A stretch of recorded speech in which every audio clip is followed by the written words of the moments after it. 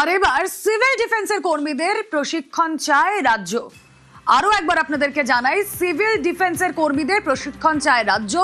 রাজ্যের ৮০,০০০ civil defence কর্মীকে প্রশিক্ষণ দেবে এনডিআরএফ। তারাতলার ঘটনার পর পদক্ষেপ বিপর্যয় মোকাবিলা দফতরে। বিপর্যয়ে আধুনিক সরঞ্জাম ব্যবহারের প্রশিক্ষণ দেওয়া হবে। এই যে ভারী বিম, এ কাটার কোন মেশিন রাখেননি আপনারা। আপনাদের সরকার 15 বছরে অনেক কাণ্ড করেছেন। লোহা কাটার মেশিনটা পর্যন্ত কেনেননি। কেন এই ক্ষতিটা করে দিয়ে গেছেন বাংলায়?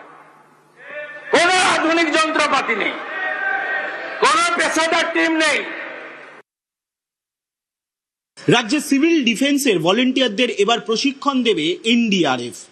রাজ্য সরকারের তরফে ইতিমধ্যেই এই প্রস্তুতি নেওয়া শুরু হয়েছে। তারাতলার বিপর্যয়ের ঘটনার পর এবার এনডিআরএফকেই প্রশিক্ষণের দায়িত্ব দিচ্ছে রাজ্য। এনডিআরএফ যে ধাঁচে প্রশিক্ষণ নিয়েছে সেই ধাঁচেই এবার রাজ্যের সিভিল ডিফেন্সের ভলেন্টিয়াররাও প্রশিক্ষণ নেবেন।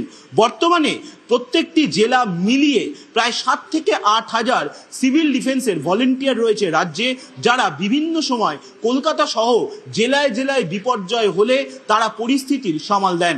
কিন্তু তাদের কাছে এনডিআরএফ এর ধাঁচে প্রশিক্ষণ নেই, আর সেই প্রশিক্ষণই এবার এনডিআরএফ এর থেকে নেবে রাজ্যের সিভিল ডিফেন্সের ভলেন্টিয়াররা। ক্যামেরায় কুণাল চৌধুরীর সঙ্গে সোমরাজ বন্দ্যোপাধ্যায়, নিউজ 18 বাংলা, কলকাতা। কলকাতা পুরসভা এলাকার বেআইনি নির্মাণে নজর। পুলিশ কমিশনারের সঙ্গে বৈঠক পুর কমিশনারের। কলকাতা পুরসভার ১৪৪ ওয়ার্ড ঘুরে নজরদারি। বেআইনি নির্মাণ চিহ্নিত করে পদক্ষেপ। আমরা এসওপিতে ঠিক করছি, আমরা মোটামুটি আশা করি নেক্সট উইক থেকে শুরু হয়ে যাবে। এসওপি কি রেডি করা হচ্ছে? হ্যাঁ, হচ্ছে। তৃণমূল কংগ্রেসের আমলে অনুমোদন দেওয়া নির্মাণ কাজগুলি কতটা বৈধ হয়েছিল সেটা খতিয়ে দেখতে যে হাই পাওয়ার কমিটি রাজ্য সরকারের তরফে করা হয়েছিল, রাজেশ পাণ্ডে আইএএস তার নেতৃত্বে, সেই কমিটির প্রথম বৈঠক কলকাতা পুরসভায় অনুষ্ঠিত হলো। মূলত এই কমিটি কিভাবে কাজ করবে এবং সেখানে এসওপি কি হবে, অর্থাৎ স্ট্যান্ডার্ড অপারেশন প্রসিডিওর কি হবে, কি কি কাজ করা হবে, ভিজিট কিভাবে করা হবে, কাদেরকে নিয়ে ভিজিট করা হবে। আর সেই বৈঠকে যারা সদস্য তার মধ্যে police commissioner, Kolkata police commissioner যেমন ছিলেন অজয় নন্দা, তেমনি কলকাতা পুরসভার কমিশনার এবং প্রশাসক স্মিতা পাণ্ডে সহ আধিকারিকরা ছিলেন। এবং সেখানেই কিভাবে এই পরবর্তীতে এই ভিজিট পরিদর্শনের কাজ করা হবে এবং কিভাবে এই নির্মাণের অনুমোদনগুলো খতিয়ে দেখা হবে তার বিস্তারিত আলোচনা হয়েছে প্রথম বৈঠক কলকাতা পুরসভায়।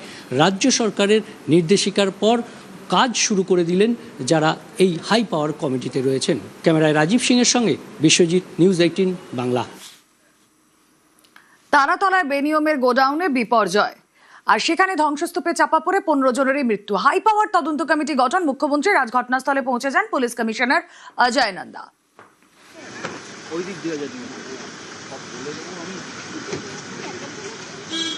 যে ছবি আপনারা দেখছেন, দুর্ঘটনাস্থলে পৌঁছে যান কলকাতার পুলিশ কমিশনার। তারাতলায় বেনিয়মের গোডাউনে বিপর্যয়, পৌঁছে যান আজ পরিদর্শনে ঘটনাস্থলে আরও একবার পুলিশ কমিশনার অজয় নন্দা।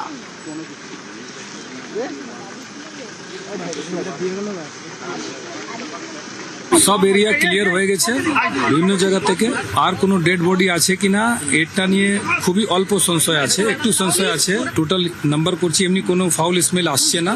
এবং এনডিআরএফ টিম কিন্তু বিভিন্ন জায়গা হোল করে বিভিন্ন জায়গায় স্ক্যানিং করেছে। ফাইনাল লিস্ট আমরা করতে পারছি না, কিন্তু এদের কাছে ওই রেজিস্টারটা নেই। যেখানে কত লোক সাইটে কাজ করে ওই রেজিস্টারগুলো এরা মেনটেন করেনি। যাদের অ্যারেস্ট করেছি ওদের জিজ্ঞাসাবাদ করে, আরো কিছু যারা জীবিত আছে ওদের ফ্যামিলি মেম্বারকে জিজ্ঞাসাবাদ করে সার্টেন করছি is there any chance of somebody still surviving there or maybe dead also. এটা যখন সার্টেন হয়ে যাবে তারপরে পুরো এরিয়াটা কিন্তু ক্লিনিং পুরো হবে, তোলা হবে, ফ্লোর বাই ফ্লোর ক্লিন করা হবে।